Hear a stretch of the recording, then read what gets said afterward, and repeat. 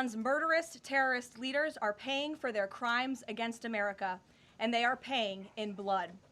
Since 1979, the terrorist Iranian regime has actively and intentionally facilitated the killings of Americans.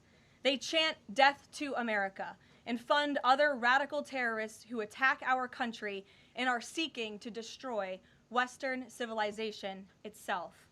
These terrorists seized our embassy and took 66 Americans hostage in Tehran.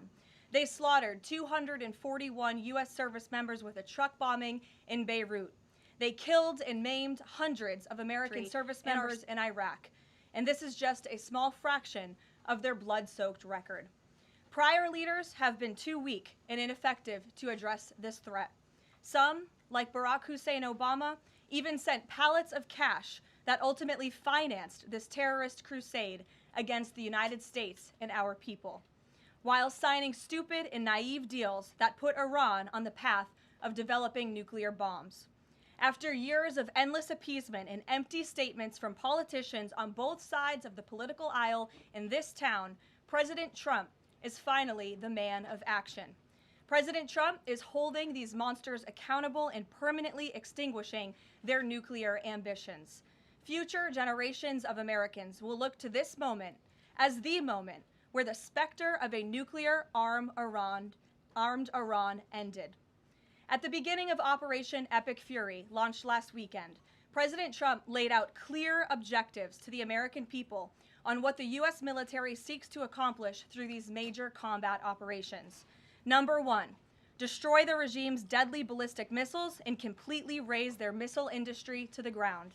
Number two, annihilate the Iranian regime's navy. And so far, we have destroyed more than 20 Iranian ships, including their top submarine last night, using a torpedo for the first time since World War II.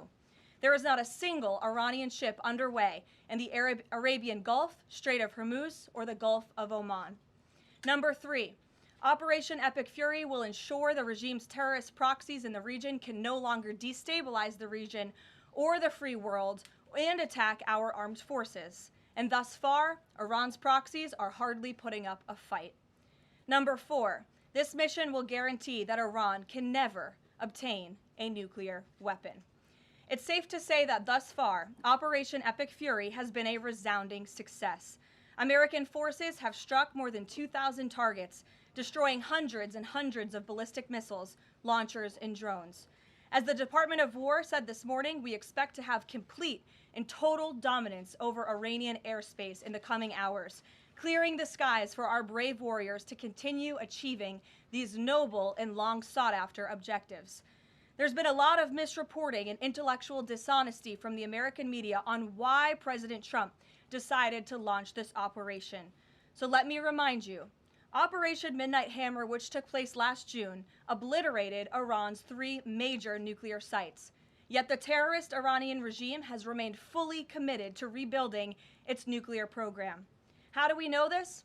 Because Iran has pursued this path of war and violence despite President Trump dispatching 2 of his top and most trusted negotiators to engage in exhaustive and good faith negotiations to try and reach a deal.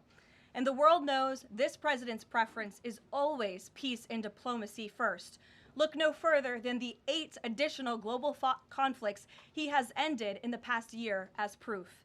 Unfortunately, the terrorist Iranian regime refused to negotiate in good faith. They chose this path of violence and destruction, and they are reaping the consequences of their horrible decision. The regime did what they always have done. They lied, they delayed, they tried to string the United States of America along. They wanted to buy themselves time to continue building ballistic missiles and other deadly weaponry that could harm our U.S. personnel and troops in the region, and to continue aggressively pursuing their unacceptable nuclear ambitions. U.S. negotiators offered to lift crippling sanctions on Iran and even provide nuclear fuel to Iran at no cost to support a civil nuclear power program. They additionally had the opportunity to accept U.S. support as an investor in potential projects to develop peaceful nuclear energy together under a mutually agreed-upon framework. Yet in response, Iran would have to forfeit their enrichment capacity once and for all. But Iran rejected. They accepted none of these generous and unprecedented offers by the United States. Simply put, they refused to say yes to peace. And their refusal made clear that their number one priority was building a nuclear weapon with which to threaten the United States of America. Again, the country they have been chanting death to for nearly 5 decades. Let me state this again clearly. Iran rejected the path of peace because the terrorists in charge of this regime wanted to build nuclear weapons to use against Americans and our allies.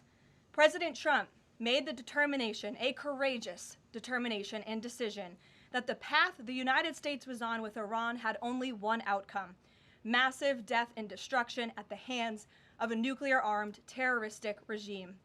That path of death and destruction and threats against the American people have ended with Operation Epic Fury. Operation Epic Fury has forged a new path that will better ensure the security of the United States and our people. The terrorists made a bet that President Trump would be like many of his predecessors, that he would just talk and he would refuse to enforce his clear red lines. But that has proven to be a catastrophic error in judgment. When President Trump makes a threat, and I have reiterated that threat many times from this podium to all of you over the past year, President Trump does not bluff. The president's words are backed up by the mightiest warriors in the world who possess the most sophisticated capabilities this world has ever known. 49 and counting of the most senior Iranian regime leaders, including the supreme leader, have already been wiped off the face of the earth. Make no mistake, killing these brutal terrorists is good for America and makes the world a much safer place.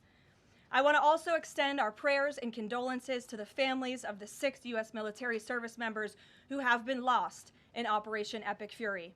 These heroes represent the very best among us. They laid down their lives in defense of our country, and we will never forget their legacy or their sacrifice. As the president said, we grieve for these American patriots and their families as we continue the righteous mission for which they gave their lives. President Trump intends to attend the dignified transfer of these American heroes to stand in grief alongside their families. I understand the Department of War is working on scheduling this transfer, and we will provide updates at the appropriate time. Finally, the Trump administration is also doing everything within our power to protect Americans in harm's way. Since the launch of Operation Epic Fury, more than 17,500 Americans have safely returned home from the Middle East, with over 8,500 American citizens returning home to the United States just yesterday alone. If you are a U.S. citizen in the Middle East looking to return to the United States, the Secretary of State asks that you please register with the State Department at step.state.gov. The State Department will identify where you are and provide travel options directly to you. The administration is already rapidly chartering flights free of charge and booking commercial options, which we expect to become increasingly available as time goes on and the success of this mission further comes to fruition. I know the President and Secretary of State Rubio have been in touch as well with our allies in the region directly about this problem, making it clear that it is a priority of the United States of America to bring every American home. The Trump administration will not rest until every American is home safely and until the terrorist threat from Iran has been completely destroyed. With that, I'll take your questions. Eric, why don't you kick us off today? Thank you for being here. Caroline, thanks so much for having me. It's great to be here. As you mentioned, Iran's regime, its leadership has largely been decimated. Do we have a sense right now of who is actually calling the shots in Iran? And we're also hearing reports that the Supreme Leader's son may be named his successor. Do you have any more information about that? I just had a quick follow-up as well. Sure. We've seen those reports as well, of course, and this is something that our intelligence agencies are closely monitoring and looking at. The truth is, we'll have to wait and see. The president has said repeatedly that the objectives of Operation Epic Fury are the 4 military objectives that I laid out for you previously: to destroy Iran's navy, to destroy their ballistic missile capacity, to ensure their proxies in the region can no longer harm Americans, and to also ensure that they can never obtain a nuclear weapon. As for what comes next for Iran, the president has said, of course, it's a good thing for the United States to want freedom for the Iranian people, and ultimately we hope that freedom rests in their hands. Caroline, we see the Arab and Muslim nations coming under fire as well. President Trump's vision for the region has been to bring the Arab and Muslim nations to the table together. Abraham Accords, obviously, with Israel. If this regime topples, could we see a new day in the region and really a new Middle East come out of this when the dust settles? Well, the greatest deterrent to true and long-lasting peace in the Middle East has always been the rogue Iranian terrorist regime. And our Arab and Gulf partners in the nation admit that, as well as, of course, our close friend and ally Israel. We have seen all of the Arab partners in the region come together during this time on the phone with President Trump, many of them commending him for this bold and brave action to protect American troops and our bases in the region that are housed in many of these Arab and Gulf states. And I know that many of these regional partners are contributing their air defense capabilities as well. Jordan, Bahrain, Saudi Arabia, the UAE, Qatar, Kuwait, and the president continues to be engaged with all of them. Welcome. Garrett. Also have two, if you'll humor me. Axios, I think, was the first to report this morning this phone call between the president and Prime Minister Netanyahu, saying that Netanyahu had given the U.S. this information about where the Ayatollah would be and that he'd be with these deputies on Saturday. How important was that information in the president making the decision to strike where and when he did? I think it was important with respect to the timeline, but I think the president, prior to that phone call, had a good feeling that the Iranian regime was going to strike the United States assets and our personnel in the region. And the president was faced with a choice. Does the United States of America use our military and our capabilities to strike first, to take out this threat that has been threatening our country and our people for 47 years, or is he going to, as commander-in-chief, sit back and watch as the rogue Iranian regime attacks our people in the region? That's obviously an unacceptable decision. For the second choice there is unacceptable to the president, which is why he made this decision. As for where the Ayatollah was going to be, that obviously had an impact on the timeline of the operation, but not quite the president's decision in its entirety. And then on the way the public is viewing this, we were sitting here last week, I asked you if the president was going to make this a big part of the State of the Union, if he felt like he had to sell the possibility that he'd do strikes like this. We're now 5 days on. He hasn't done kind of the traditional speech to the nation part of it. Does the president believe the country supports the actions that he's taken so far in Iran? I think he does, and I think the president knows the country is smart enough to read past many of the fake news headlines produced by people in this room that this action was unjustifiable. Again, this is a rogue terrorist regime that has been threatening the United States, our allies, and our people for 47 years. And the American people are smart enough to know that. And they've also been smart enough to listen to the president himself, not just over the past year in this second term, but during his first term as president, and also for the past 40 years of his life. This is a president who has been remarkably consistent on this issue, that Iran can never obtain a nuclear weapon. And the president tried peace through diplomacy, exhaustively and extensively. He and his team gave it their best go, and the president ultimately came to the determination of that peace was not a pursuable path. The Iranian regime, they want death, they want destruction, they want to kill Americans, and that's unacceptable to this president. It's intolerable to him as commander-in-chief. Jackie. Thank you, Caroline. Obviously seen the update from the State Department on the 17,500 Americans that have already come back, including some 8,000 just yesterday. There are still 6,000 that are looking to get out, as I understand it. And just in the context of what you just told Garrett about the president's decision on a timeline, if he had decided to do this strike before receiving, the specific intelligence about the meeting on Saturday, should there have been more done in advance of the strikes to try to get those Americans in the region resources and information to get home before day 3 of the war? There was many signs put out by the State Department, and I wish that everyone in this room would report on them. The Secretary of State issued level 4 travel advisories dating back to January for many of these countries in the region. On January 14th, the U.S. mission to Saudi Arabia advised personnel and Americans to exercise increased caution and limit non-essential travel to any military installations. On February 11th, the U.S. Department of State Consular Affairs shared a list of countries with level 4 do not travel advisories. You can't be much more clear than that. Do not travel to these following countries. On February 23rd, the U.S. Embassy in Lebanon ordered non-emergency government personnel and family members to leave Lebanon due to safety risks, and we helped them do that. On March 2nd, the State Department urged U.S. citizens to depart Lebanon immediately. With respect to Iran, on February 27th, The Secretary designated Iran as a state of sponsor of wrongful detention and stated no American should travel to Iran for any reason. And again, on February 27th, the U.S. ambassador to Israel warned Americans to leave Iran, and they provided travel advisory alerts through the U.S. Embassy in Jerusalem. So the State Department was all hands on deck on advising extreme caution and do not travel alerts to Americans in the region. With respect to the Americans who are still in the region now, again, the State Department is asking that they register at the website so they can directly identify you, and we are actively and rapidly working to charter flights. There is some commercial flights that are taking off intermittently from these countries, and we plan to get Americans on board as quickly as possible, again, free of charge to them. And we have some additional measures that I think will be announced in the coming days. Again, I can also reiterate from the President's perspective, this is something he's brought up directly with our allies and partners in the region, that we expect their help in getting Americans home, and we will do that, and we will not rest until every single American is returned home safely. Thank you. And then one follow-up just on how people might be experiencing this at home. With respect to the economy and the cost of oil spiking, is there a need to start those Navy escorts in the Strait of Hormuz now to sort of blunt the impact to people? And also, because Spain is a member of the EU, does that at all put a wrinkle in the President's plan for a trade embargo with them?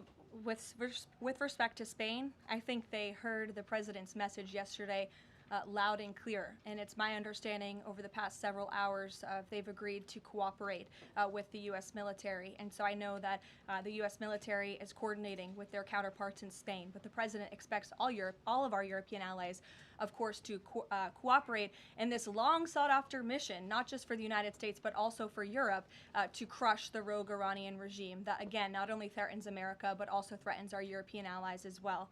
With respect to oil prices and the economy here at home, of course, this is something that Secretary Bessent, Secretary Wright, the National Economic Council of Energy, that is led by Secretary Burgum, has been long working on and well in advance. Yesterday, President Trump announced the U.S. Development Finance Corporation will provide political risk insurance at a very reasonable price for crude carriers and cargo ships operating in and around the Gulf. And as you pointed out, Jackie, the President said if necessary and when appropriate, the U.S. Navy will begin escorting tankers through the Strait of Hormuz. I think it speaks to why this action was so necessary, that ultimately the energy industry is going to benefit from the President's actions with respect to Iran, because Iran will no longer be controlling the Strait of Hormuz and restricting the free flow of energy, which, as you all know, controls 20% of the world's global oil supply. Sure. Thanks, Caroline. The President said yesterday there wasn't time to make evacuation plans because this all happened so quickly.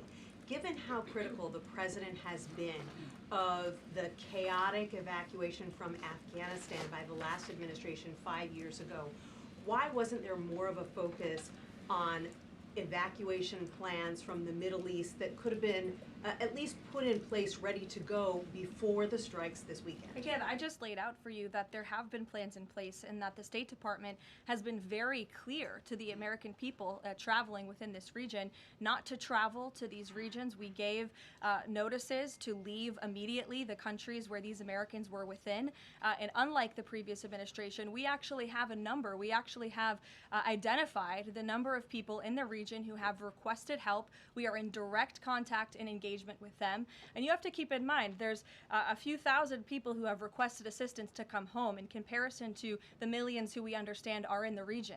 So we will help every single American who wants to come home if they're making that request of the State Department. Americans who called the State Department hotline as recently as last night were being told, we can't help you, you have to make your own plans. Well, the line was updated, and I expect every single person in this room to report on that accurately so that information can be relayed appropriately to your audiences and to the American people. I think as journalists, you all have a responsibility to let them know that the line has been updated accordingly with the proper guidance, because I saw many people in this room very quick to do selfie videos with the line yesterday, but not so quick to report on the corrected message today. So that is something the administration quickly worked to address, and we have fixed that problem. However, However, we're also pointing to people to the website, again, to register so that we know exactly where you are. So when there are commercial flights moving into that area, when there are chartered flights moving into that area, we can get Americans on planes as quickly as Do you possible. have any details on how many charter flights have been able to get out of the region so far with Americans on board? I don't have an exact count for you, but I know that we're working on chartering many flights. As soon as we were doing it yesterday, we're doing it again today. And you should not expect us to detail exactly when these flights are taking off for obvious reasons. The Iranians have shown that they are not going to hesitate to target civilians in the region, which is completely intolerable. But for safety and security reasons, we're not going to be broadcasting when flights full of Americans are going to be taking off, obviously. Danny. At the top there, you said that the Iranian regime is being absolutely crushed.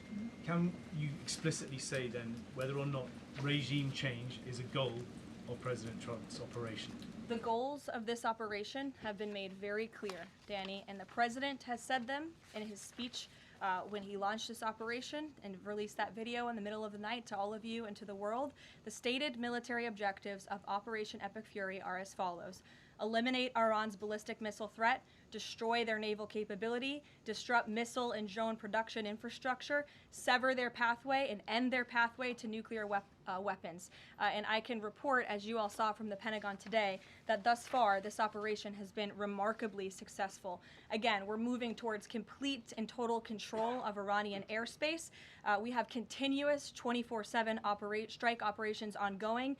We've had more than 2,000 targets that have been struck, nearly 2,000 munitions have been employed. The first 24 hours of this campaign were described nearly as twice the scale of the 2003 shock and awe campaign. And we've seen that the enemy, the Iranian rogue regime, their retaliatory strikes against the United States and the threat reduction has reduced significantly. If you look at the Iranian ballistic missile launches, they're down 86% from day one levels. So while the United States military continues to increase its complete dominance over this rogue regime, they are weakening day by day. Regime change is not a phrase that you would want to use. Again, Operation Epic Fury, I just detailed the goals and objectives of this very quickly. But obviously, as the president has said numerous times, do we want to see Iran being led by a rogue terrorist regime? No, of course not. So any day the United States of America is taking out a terrorist is a good day for our country and a good day for our people.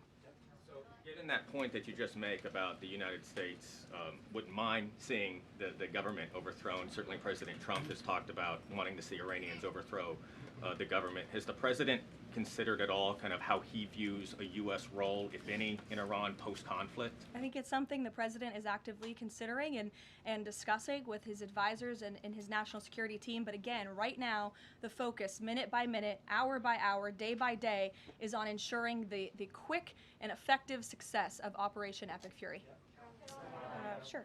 Go ahead. I want to ask you about the U.S. munitions I stockpile. don't even know who's speaking because I wasn't looking at you. You can ask a question and then I'll go to you. Caroline, I want to ask you about the U.S. munitions stockpile. President Trump posted on Truth Social on Monday that the U.S. still has a good supply of weapons, but that we're not where we need to be.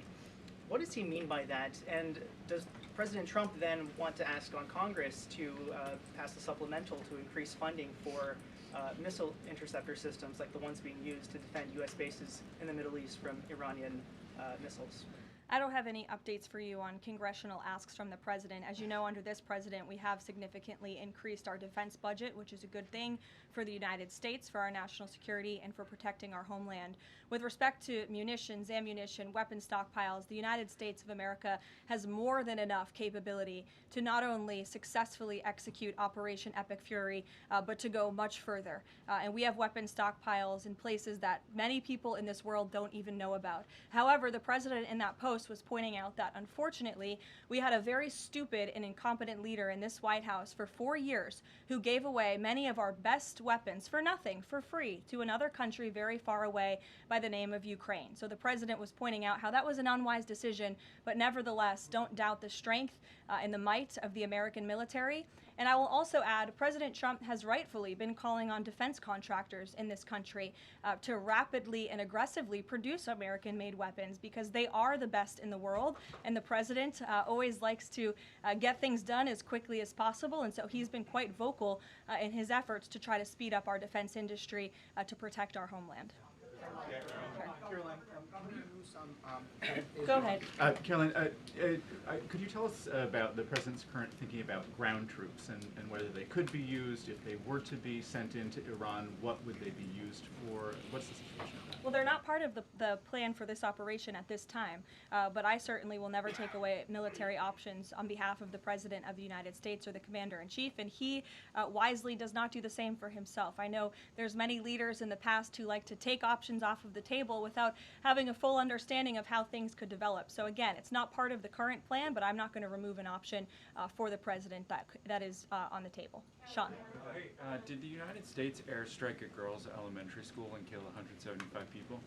Not that we know of, Sean, and the Department of War is investigating this matter, and I would just tell you very strongly, the United States of America does not target civilians, unlike the rogue Iranian regime that targets civilians, that kills children, that has killed thousands of their own people in the past several weeks, and uses propaganda quite effectively, and unfortunately many people in this room have fallen for that propaganda. So I would caution you from pointing the finger at the United States of America when it comes to targeting civilians, because that's not something that these armed forces do.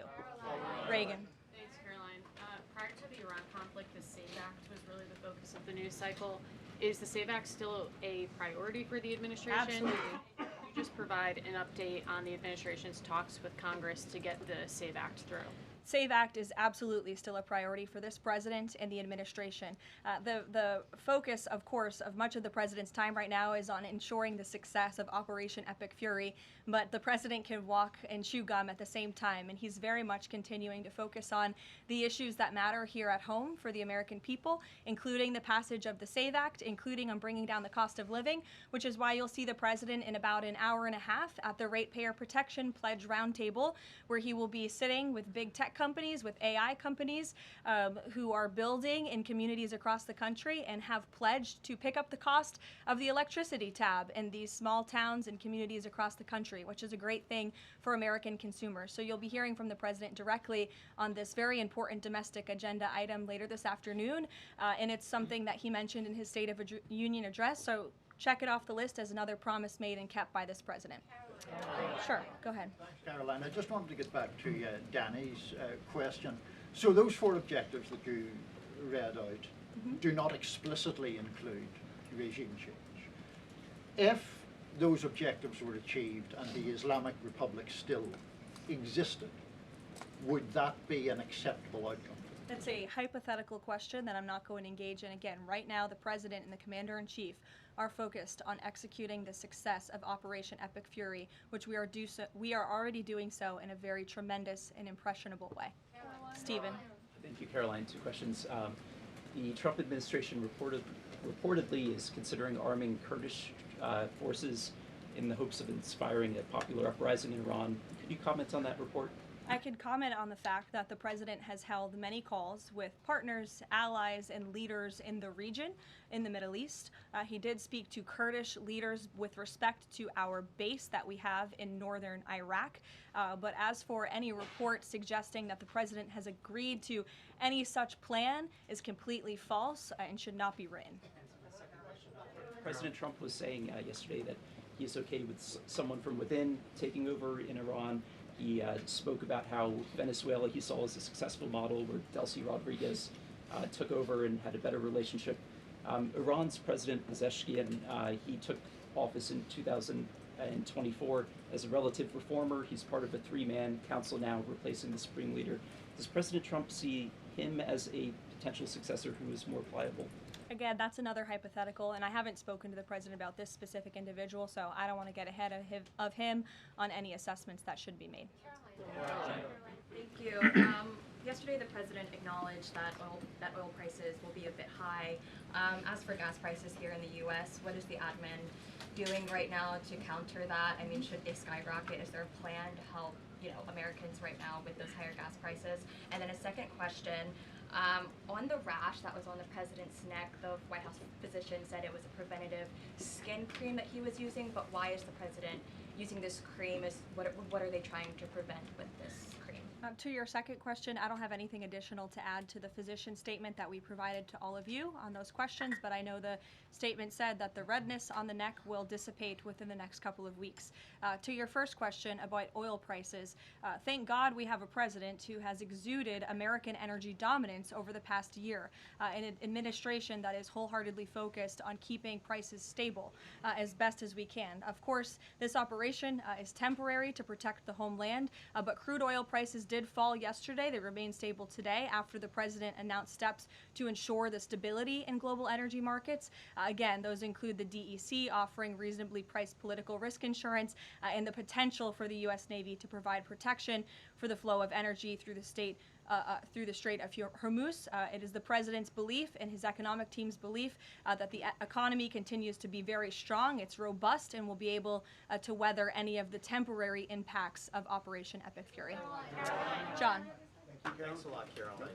Just to follow up to that, the timeline for making the Strait of Hormuz safe for oil tankers to transport their oil through the strait, what is that timeline, and what can the president do to speed up that timeline? I don't want to commit to a timeline, but certainly it's something that is being calculated actively by both the Department of War and the Department of Energy. They're working very closely.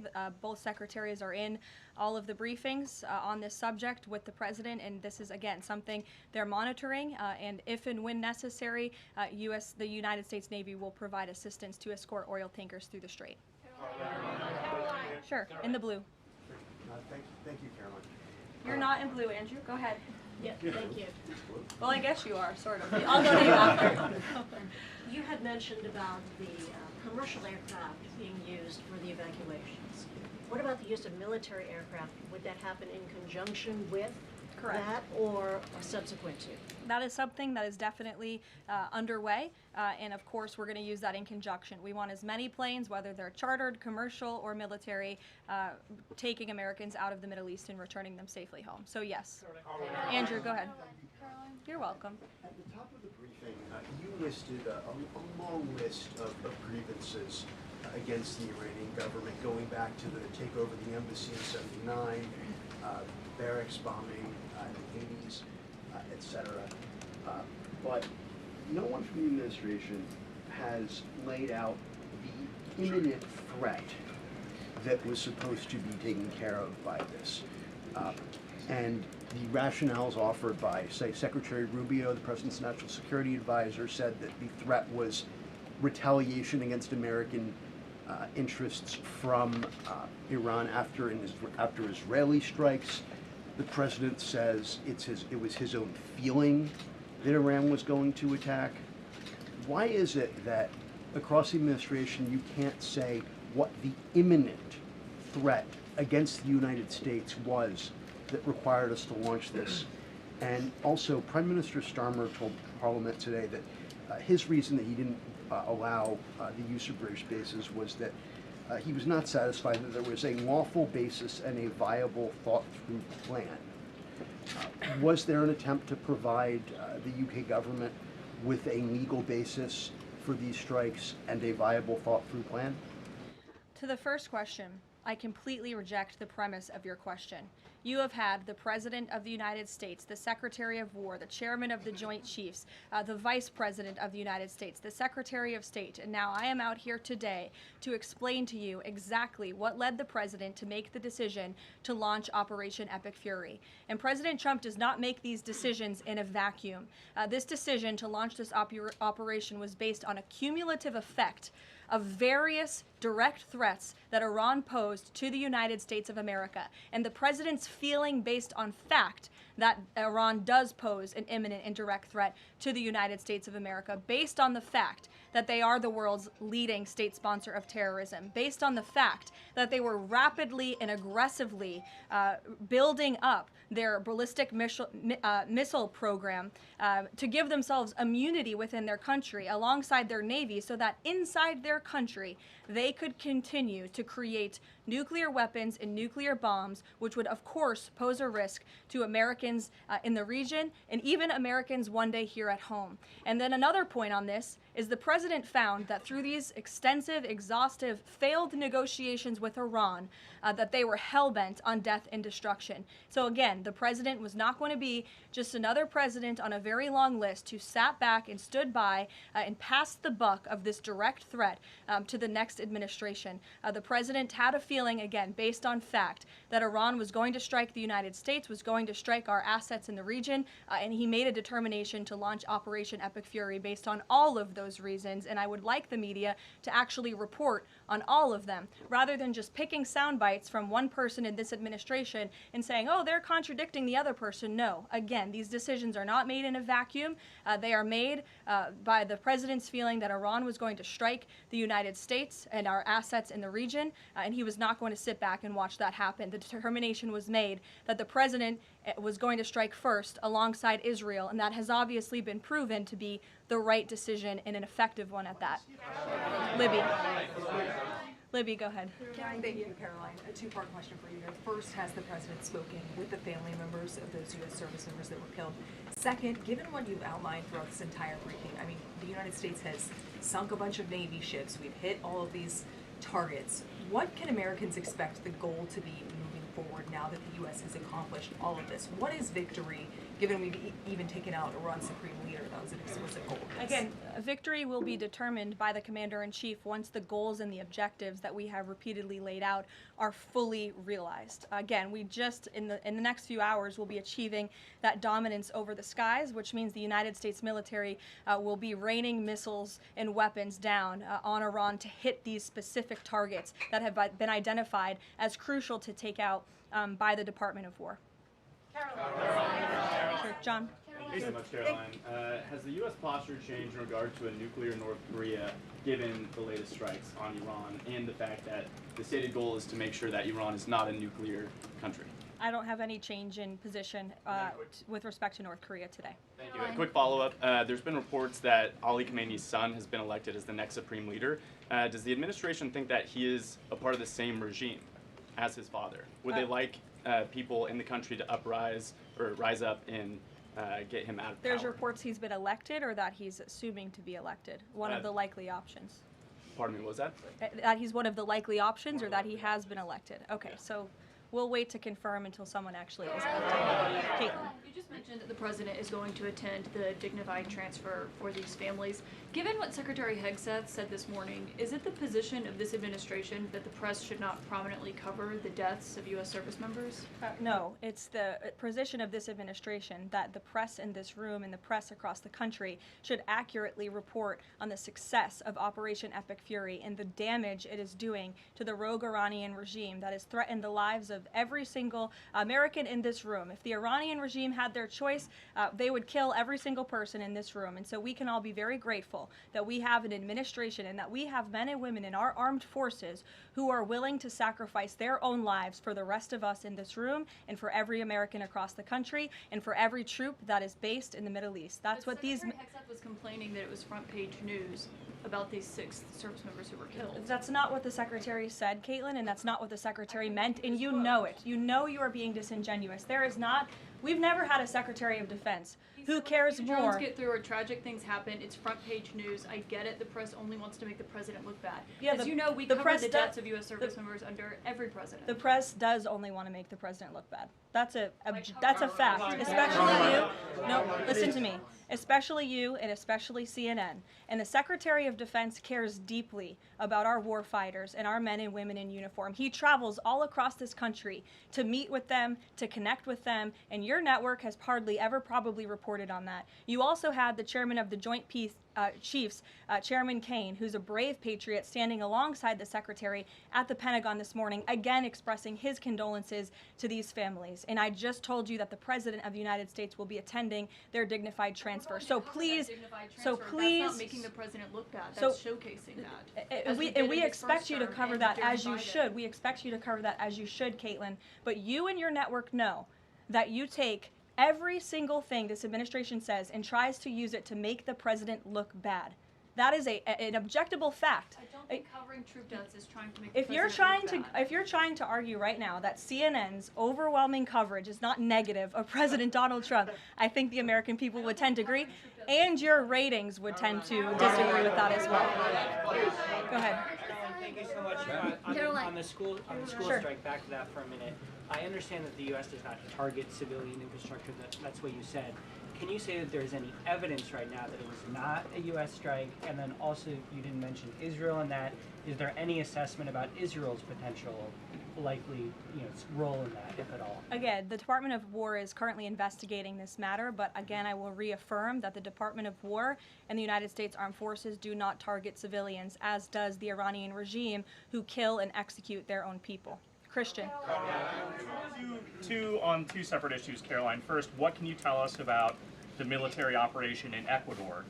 And then secondly, is the president considering invoking the Defense Production Act to boost munition stockpiles while we are in this conflict? It's not something I've heard the president consider, but as you know, the president has been in pretty direct correspondence and public correspondence with defense contractors, asking them to aggressively speed up their manufacturing of American-made weapons, which again are the best in the world.